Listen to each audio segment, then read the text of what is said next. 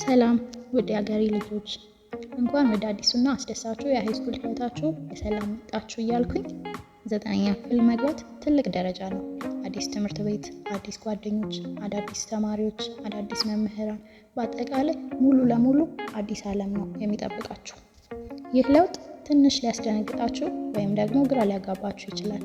ይህ ደግሞ ፍጹም የተለመደ ነገር ነው። እኔም በእናንተ እድሜ ሳለሁ ያጋጠመኝ ስሜት ነበር። ነገር ግን መጨነቅ አያስፈልግም።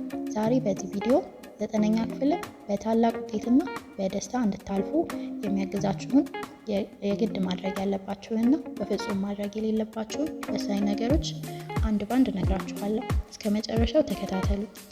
እሺ፣ ከመጀመሪያውና ዋናው ነገር እንጀምር። ሃይስኩል ላይ ውጤታማ ለመሆን ምን ማድረግ አለባችሁ? አንደኛ፣ ከቀን 1 ጀምሮ መዘጋጀት። በ8ኛ ክፍል ኬሚስትሪ፣ ፊዚክስ እና ባዮሎጂ በአንድ ላይ አጠቃላይ ሳይንስ በሚል ነበር የምትማሩት።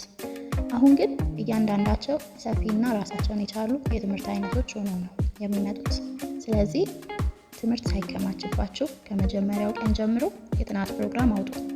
ሁለተኛ፣ ጥያቄ ለመጠየቅ አትፍሩ። የማታውቁትን ነገር መጠየቅ የብልሃትነት ምልክት እንጂ የድንቁርና አይደለም።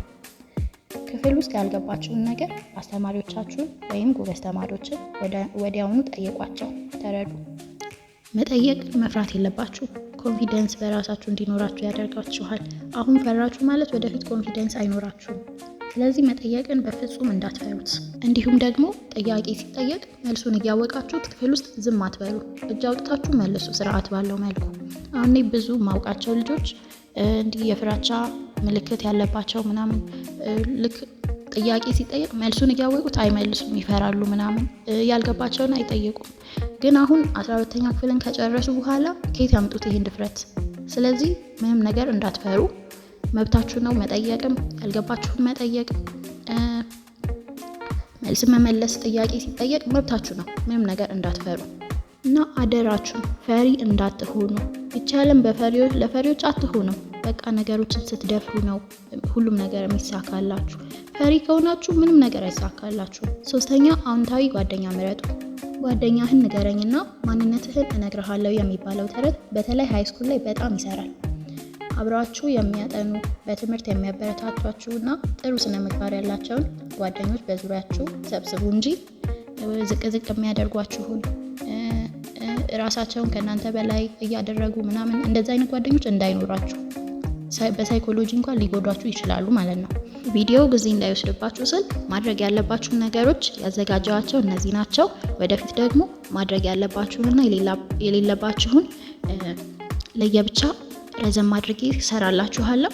አሁን ደግሞ ብዙ ተማሪዎች ማድረግ የሌለባቸውን ስኬታማ ለመሆን ሃይስኩል ውስጥ ማድረግ የሌለባችሁን ነገሮች እነግራችኋለሁ።